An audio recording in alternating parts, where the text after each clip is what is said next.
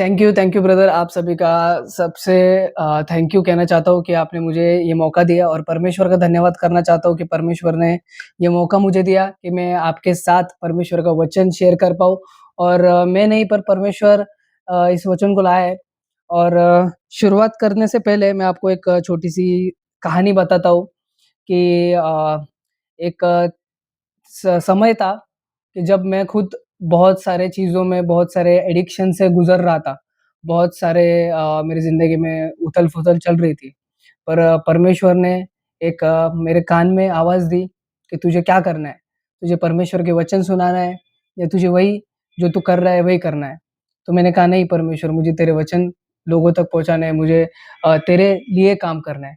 तो आज उसी तरह मैं और हमारी टीम मेरा शिफ़ा मिनिस्ट्री जो हमारी छोटी-सी एक ग्रुप है, वो हम काम करते हैं यूट्यूब के ऊपर, हम गाने, परमेश्वर के वचन और गाने, पॉडकास्ट हम लाते रहते हैं। तो जय मसीह की फिर से। तो परमेश्वर ने हमें एक आज्ञा दी थी, आखिरी आज्ञा जो परमेश्वर की थी, द ग्रेट कमीशन उसे कहा गया। ये इस आज्ञा के बारे में मैं एक वर्कशॉप में मैं गया हुआ था, तो उस समय इस आज्ञा के बारे में मुझे सीखने मिला और जानने मिला कि सच में सिर्फ़ 10 आज्ञाएँ नहीं थी, उसमें और एक आज्ञा थी जो आखिरी आज्ञा थी परमेश्वर की जो हमारे लिए दी थी और उस आज्ञा को हम फ़ॉलो करते हैं क्या?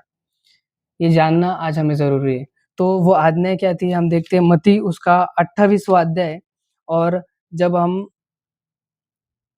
16 से 20 तक हम पढ़ेंगे, 17 से 20 तक हम पढ़ते हैं। उन्होंने उसके दर्शन पाकर उसे प्रणाम किया, पर किसी-किसी को संदेह हुआ। यीशु ने उनके पास आकर कहा, "स्वर्ग और पृथ्वी का सारा अधिकार मुझे दिया गया है।" तो आप सभी को पता होगा जब परमेश्वर हमारा यीशु जब पुनरुत्थान उसने लिया, जब तीसरे दिन जब वो उठा, तब वो उनके लोगों से मिलने गया। उस समय उसने कहा जब लोग उसके ऊपर विश्वास नहीं कर रहे थे कि ये सच में हमारा यीशु है, तब यीशु ने उनसे कहा कि यीशु ने उनके पास आकर कहा, "स्वर्ग और पृथ्वी का सारा अधिकार मुझे दिया गया है।"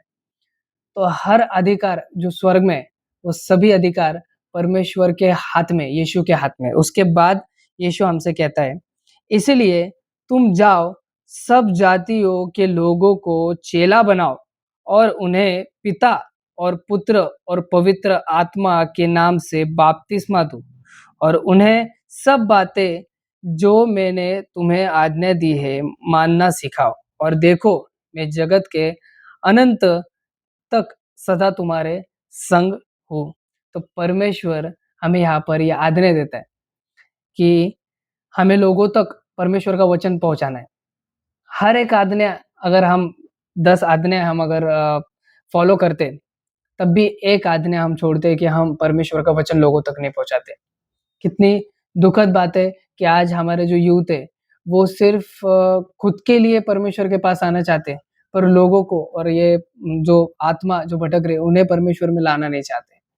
तो सबसे पहले ये जो अ, कमांडमेंट परमेश्वर ने दी है, ये आज्ञा जो परमेश्वर ने दी है, इसे हमें फ़ॉलो करना चाहिए। जब हम परमेश्वर के डिसिपल बनेंगे, डिसिपलशिप हम बोलते हैं, शिष्यत्व, जब हम परमेश्वर के शिष्य बनेंगे, तभी हम इस आज्ञा को फ़ॉलो कर पाएँगे, है ना? तो परमेश्वर का अगर हमें शिष्य बनना है, तो हमें क्या करना चाहिए? जब हम मत्ती की ही पुस्तक में हम जाते हैं, मत्ती उसका 16वाँ अध्याय और 24 वचन से हम पढ़ेंगे। मत्ती 16वाँ अध्याय 24 वचन से हम देखते हैं, तब यीशु ने अपने चेलों से कहा, "यदि कोई मेरे पीछे आना चाहे, तो अपने आप का इनकार करे और अपना क्रूस उठाए।" अब यहाँ पर परमेश्वर ने, हमारे यीशु ने कहा है कि अगर तुम्हें मेरे पीछे आना है, तो तुम्हें अपना क्रूस उठाना पड़ेगा। क्रूस उठाना दोस्तों क्रूस उठाना इस बात को समझिए कि क्रूस उठाना जब हम कहते हैं, जब परमेश्वर यीशु जब अपना क्रूस उठा रहा था, तो परमेश्वर को पता था कि ये मेरा अंत है और इस अंत के बाद जो उसका पुनर्जीवन होने वाला था। पर परमेश्वर को पता तो क्रूस उठाना यानी अपना जो शरीर है या हम खुद जो है हमारे मनुष्य का जो शरीर है, वो आपको छोड़ना है और आत्मिक रीति से परमेश्वर के पास बढ़ना है। तो जब भी सबसे पहले शिष्यत्व आपको समझना है, तो आपको पहले परमेश्वर का शिष्य बनना पड़ेगा और फिर लोगों को शिष्य बनाना पड़ेगा। तो जब हम पहले शिष्य बनेंगे, हमारे मन से, हमारे आत्मा से, तभी हम लोगों को शिष्य बना पाएँगे। आमीन। तो सबसे पहले आपको परमेश्वर का शिष्य बनना है। तो परमेश्वर यहाँ पर कहता है कि आपको अपना क्रूस उठाना है, आपको अपनी पुरानी ज़िंदगी छोड़ना है, आपको अपनी जो लाइफ़ चल रही है, आप जो चीज़ में फँसे हैं, आप जो चीज़ कर रहे हैं, आप जो चीज़ में खुश हो, वो चीज़ें छोड़ना है, तभी आपको परमेश्वर मिलेगा। धीरे, धीरे, धीरे, धीरे टाइम लगेगा, पर आपको हर चीज़ त्याग करनी होगी। अगर आपको परमेश्वर के राज्य के लिए तैयार होना है, अगर आपको परमेश्वर के ल राज्य के लिए लोगों को तैयार करना है, तो पहले आप खुद के मन को तैयार कीजिए। खुद के अंदर जो परमेश्वर ने आत्मा दी है आपको, उसे तैयार कीजिए। आपके शरीर को छोड़िए, पर आत्मा बहुत ज़्यादा महत्वपूर्ण है। जैसे आप आगे देखते हैं, क्योंकि जो कोई अपना प्राण बचाना चाहे, गौर से सुनिए, क्योंकि जो कोई अपना प्राण बचाना चाहे, वह उसे खोएगा और जो कोई मेरे लिए अपना प्राण खोएगा, वह उसे पाएगा। आमीन। परमेश्वर का वचन कहता है दोस्तों कि अगर हम अपना प्राण बचाना चाहते हैं, अगर आपको आपका प्राण बचाना है, अगर आपको अपना शरीर बचाना है, अगर आप संतुष्ट है जो आप कर रहे हो, अगर आप संतुष्ट है कि आप आज मैं इस होटल में जा रहा हूँ या आप किधर भी कोई भी चीज़ में एडिक्शन में फँसे हो, अगर आप उस चीज़ में ही संतुष्ट हो और आप अपना शरीर का ही सुन रहे हो पर अपनी आत्मा का नहीं सुन रहे हो, तो उसका फ़ायदा नहीं। अगर आप यहाँ पर लिखा है अगर आप अपने प्राण को बचाना चाहोगे, तो आप उसे खो दोगे। पर अगर आप अपना प्राण छोड़ोगे परमेश्वर के लिए अगर आप अपना प्राण छोड़ोगे, तो ही आप सार्वकालिक जीवन जो इटर्नल लाइफ कहते हैं, वो आप पाओगे। उसके बाद जैसे हम देखते हैं कि यदि मनुष्य सारे जगत को प्राप्त करे और अपने प्राण की हानि उठाए, तो उसे क्या लाभ होगा? या मनुष्य अपने प्राण के बदले क्या देगा?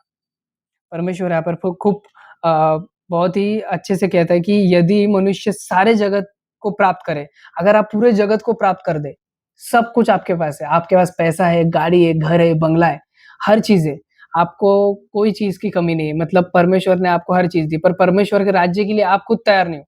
सोचो, अगर आप जो परमेश्वर ने आपके लिए जो घर, ये बंगला, ये सोना अगर वो स्वर्ग में रखा है आपके लिए और आप उसी के लिए तैयार नहीं हो, तो उसका क्या फ़ायदा? दोस्तों ये बात मेरे भाइयों-बहनों ये बात समझनी बहुत ज़रूरी है। मैं उस दिन उस वर्कशॉप में जाने के बाद मुझे ये रियलाइज़ हुआ कि यार मैं सच में परमेश्वर के लिए कुछ काम कर रहा हूँ क्या? क्या मैं सच में परमेश्वर के अंदर पवित्र बन के या फिर परमेश्वर के आत्मा के द्वारा नए आत्मा ला रहा हूँ क्या? या सिर्फ़ मैं प्रीचिंग कर रहा हूँ या सिर्फ़ मैं गाने गा रहा हूँ या सिर्फ़ मैं किधर चर्च जा रहा हूँ और मैं कहता हूँ कि मैं पवित्र हूँ, मैं बाइबल पढ़ता हूँ, मैं चर्च जाता हूँ हर दिन, मैं रेगुलरली ये चीज़ करता हूँ, मैं रेगुलरली वो चीज़ करता हूँ, मैं फास्टिंग करता हूँ। पर आप एक एक आत्मा जो दुष्ट हो चुकी है या फिर जो भटक चुकी है, उसे परमेश्वर के पास ला रहे हो क्या? या आप जानिए या आपके मन को आप पूछिए कि हम सच में ये कर रहे हैं क्या?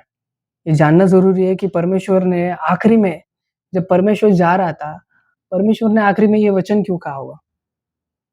10 आज्ञा 10 10 कमांडमेंट्स जब हम फॉलो करते हैं, पर हर एक आज्ञा परमेश्वर ने बताई। नवा करार जब हम न्यू टेस्टामेंट में देखते हैं, तब भी परमेश्वर यहाँ पर भी वो आज्ञाओं के बारे में बात करता है। पर जाते समय परमेश्वर हमें एक आज्ञा कहती है कि शिष्य बनाओ, बपतिस्मा दो, मेरे वचन लोगों तक पहुँचाओ। तो हम आज ये कर रहे हैं क्या?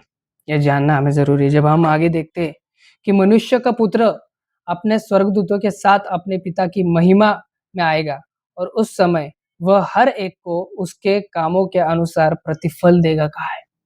ये वचन आपने हर समय सुना होगा कि परमेश्वर हमें प्रतिफल देगा। वो आएगा जैसे मतलब हमारे लिए जो परमेश्वर ने सोचा रहेगा या फिर हमारा जो क्षमा या फिर पाप जो भी रहेगा, परमेश्वर हमें हर चीज़ के लिए सज़ा या फिर हमें स्वर्ग का राज्य में प्रवेश देगा, है ना? पर उसके लिए हम तैयार हैं या नहीं, ये जानना ज़रूरी है। हम खुद तैयार हैं, हम हमारे मन को तैयार कर रहे हैं। अगर हम पहले पहले सबसे पहले तो हमें खुद को तैयार करना है। अगर आप तैयार हो, अगर आपको लगता है कि मैं तैयार हूँ, मैं परमेश्वर के राज्य के लिए तैयार हूँ और मैं शिष्य बना सकता हूँ, तो आप ज़रूर जाइए। पर अगर आप नहीं अभी तक तैयार हो, तो परमेश्वर के वचन पढ़िए। परमेश्वर हमें और कुछ सिखाता है, बहुत सारी चीज़ों में से परमेश्वर निकालता है। और तभी हम और शिष्यों के पास जा सकते हैं और परमेश्वर के शिष्य बना सकते हैं। जैसे आगे कहा गया है, मैं तुमसे सच कहता हूँ कि जो यहाँ खड़े हैं, उनमें से कुछ ऐसे हैं कि वे जब तक मनुष्य के पुत्र को उसके राज्य में आते हुए ना देख लेंगे, तब तक मृत्यु का स्वाद कभी ना चखेंगे। तो जब तक आप परमेश्वर आएगा, तब तक आप इंतज़ार करने वाले हो क्या? ये जानिए दोस्तों, जब तक परमेश्वर आने वाला है, तो आप परमेश्वर का इंतज़ार करते बैठोगे कि हाँ, अब परमेश्वर आएगा आएगा और मैं शिष्य बनाऊँगा, परमेश्वर के लिए शिष्य बनाऊँगा और मैं नए-नए आत्मा तैयार करूँगा। नहीं, जब परमेश्वर हमें कहता है कि आपको आत्मा परमेश्वर में लाना है, आपको सुविचार सुनाना है, आपको वचन परमेश्वर के लोगों तक पहुँचाने हैं, तो आपको पहुँचाना ज़रूरी है। यही सबसे इम्पोर्टेंट उसकी कमांडमेंट है। द ग्रेट कमीशन आप अगर कभी अ, मत्ती उसका 28वाँ अध्याय 20 वचन के ऊपर अगर आप कभी पढ़ोगे ना तो टाइटल उसका पढ़ना है, यीशु का दिखाई देने और अंतिम आज्ञा लिखी गई है। और आप अगर इंग्लिश में पढ़ोगे तो द ग्रेट कमीशन इसे कहा गया है। क्योंकि परमेश्वर हमें एक अच्छी एक आज्ञा आपको देता है कि आपको परमेश्वर के वचनों के द्वारा चलना है। जब हम पढ़ते हैं कि अगर मत्ती 4 उसका 19वाँ अध्याय और 20वाँ वचन हम देखते हैं, तो यीशु ने कहा, "मेरे पीछे हो लो, तो मैं तुम्हें मनुष्यों का मछुआरा बना दूँगा।" वे तुरंत अपना जाल छोड़कर उनके पीछे हो लिए। परमेश्वर हमें लोगों को पकड़ने के लिए तैयार कर रहा है। हमें मछुआरा बना रहा है परमेश्वर के राज्य के लिए। तो आप उसके लिए तैयार हो या नहीं, ये आज आप आपके मन को पूछिए कि मैं सच में तैयार हूँ या नहीं? और अगर आप नहीं हो, तो आज प्रार्थना कीजिए। आज परमेश्वर से माँगिए कि मैं सच में परमेश्वर आपके राज्य के लिए तैयार हूँ या मैं सच में आपके राज्य के लिए कुछ कर रहा हूँ। सच में मैं आपके वचनों का पालन कर रहा हूँ। परमेश्वर का वचन और एक कहता है, जब आप फलदायक और आज्ञाकार शिष्य के बारे में जानते हैं, तो इसमें कहा गया है यूहन्ना 15 और 10वाँ अध्याय का, यदि तुम मेरी आज्ञाएँ मानोगे, तो मेरे प्रेम में बने रहोगे, कहा गया है। परमेश्वर की आज्ञा जब हम मानेंगे, तभी हम प्रेम में बने रहेंगे। दोस्तों, मेरे भाइयों-बहनों, आज ये समय परमेश्वर ने मुझे दिया, आज ये समय परमेश्वर ने आपको दिया। आज यहाँ पर जितने लोग जुड़े, ये समय आपको दिया है। यहाँ पर जितने भी यूथ जुड़े, मुझे आनंद होता है कि आज इतने सारे यूथ इस मीटिंग को जॉइन कर रहे हैं, जहाँ जहाँ पर मतलब टाइम लोग नहीं दे पा रहे, पर आप परमेश्वर के लिए टाइम दे रहे हो। परमेश्वर में बढ़िए, परमेश्वर के वचनों में चलिए और परमेश्वर हमें यही कहता है कि जो मैंने आज्ञा आपको दी है, उस आज्ञा को आप फ़ॉलो कीजिए। जब हम उसकी आज्ञा को फ़ॉलो करेंगे, तभी हमें फल मिलेंगे, तभी परमेश्वर हमारा खुश होगा। और एक और वचन, आखिरी का वचन मैं आपको कहना चाहूँगा कि लूका उसका 15वाँ अध्याय 7वाँ वचन कहता है कि स्वर्ग में एक पापी के मन फिराने पर अधिक हर्ष होता है, बजाय उन 99 धर्मी व्यक्तियों के जिन्हें मन फिराने की ज़रूरत नहीं। तो उन 99 भेड़ियों के बारे में भी आपको पता होगा, पर एक जो भेड़ घूमी है, जो बाहर गई है, उसे लाने का काम किसको दिया है? हमें दिया है। और अगर हम वो नहीं करते, तो हमारा इस दुनिया में आके परमेश्वर ने हमें इस दुनिया में क्यों भेजा? अगर हमारी साँस चल रही है, हम अगर उसका उसकी आत्मा अगर हमारे अंदर है, तो हमें उसके लिए कार्य करना ज़रूरी है। तो मैं फिर से परमेश्वर का धन्यवाद करता हूँ कि मुझे ये समय दिया और मैं आप सभी का धन्यवाद करता हूँ कि आप इस मीटिंग में जुड़े और परमेश्वर की जो आखिरी आज्ञा है, आप ज़रूर उसे फ़ॉलो कीजिए और शिष्य बनाइए। पहले आप खुद शिष्य बनिए, परमेश्वर के वचन फ़ॉलो करिए, क्रूस उठाइए। अगर आपने अभी तक आपका क्रूस नहीं उठाया तो क्रूस उठाइए और उसके वचनों पे चलिए। जब आप चलोगे बहुत सारे लोग आएँगे, बहुत सारे लोग आपको तकलीफ़ देंगे, शैतान आपको तकलीफ़ देगा जैसे योग के साथ किया है, जैसे मोशे के साथ किया था, जैसे नोवा के साथ किया था, उसी तरह आपके साथ भी शैतान वैसा करेगा। पर उसमें से निकलना और खड़े रहना और आपको स्टेबल रहना ज़रूरी है। तभी आप परमेश्वर के वचन को फ़ॉलो कर पाएँ। Thank you.